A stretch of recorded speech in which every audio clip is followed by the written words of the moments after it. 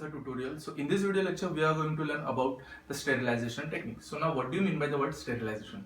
Here the word sterilization means what? Heating anything or killing any microorganisms such as germs, bacteria, fungi, etc. with the help of either physical method or by the chemical method. So now let's see for the first one, which is the physical method. So in physical method it includes heat sterilization, radiation and filtration. In heat sterilization, it includes dry heat sterilization and moist heat sterilization. In dry heat sterilization, it includes following four methods, where the dry heat is taken at 160 to 180 degrees Celsius, where incineration, it means heating anything until it become ash. It means burning of any clothes, papers or anything. Then red heat, it means heating anything or any substance until it become red. For example, heating the tip of the forceps. Then flaming, it means any substance is just passed from the flame. Okay, for example, sterilizing of the test tube mouth. Okay, then hot air oven, where the hot air is used for the sterilization. Next is the moist heat sterilization, which includes below 100 degrees Celsius sterilization, at 100 degrees Celsius and above 100 degrees Celsius. In below 100 degrees Celsius, it includes pasteurization, inspiration and vaccine bath. In pasteurization, it includes two methods, which is the Holder method and the flash method.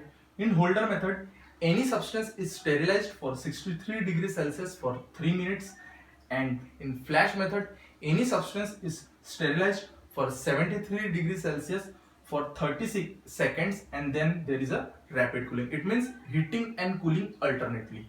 Then inspiration, it includes sterilization of any substance at 80 to 85 degrees Celsius daily. It includes the sterilization of any serums. Then vaccine bath, it includes the sterilization of any bacterial vaccine in the water. It is a type of water bath. Okay. Then sterilization at 100 degrees Celsius, which includes boiling, tyndalization and steam sterilization. Boiling, which is the most common, which we all know. Then it includes tyndalization, where we steam any substance at 100 degrees Celsius for 20 minutes, and this process is carried out for 3 successive days. Okay. Next is the steam sterilization. This type of sterilization is only done for those media which decomposes at higher temperature. Okay. Next is the sterilization above 100 degrees Celsius. It includes autoclaving. Now what is this autoclaving? It is a type of pressure cooker type of mechanism where any substance is heated with the help of steam at a temperature of 121 degrees Celsius, and there is a pressure of about 15 pounds. So this was for the heat sterilization. This heat sterilization is one of the most common type of sterilization. Then go for the radiation. It includes two types, ionizing and non-ionizing type of. In ionizing, any substance is sterilized with the help of UV rays at 200 to 280 nanometers of wavelength. The most effective type of wavelength is about 260 nanometers. Then non-ionizing, it includes two types, particulate and electromagnetic rays. In particulate type, it includes sterilization with the help of electron beam and electromagnetic and in electromagnetic rays, it includes sterilization of any substance with the help of gamma rays. Okay. Then next one is the filtration. Now very important to notice that in filtration we don't kill any microorganism. We just separate the microorganisms. Okay. It includes liquid and air. In liquid there are two. One is the depth filtration and another one is the membrane filtration.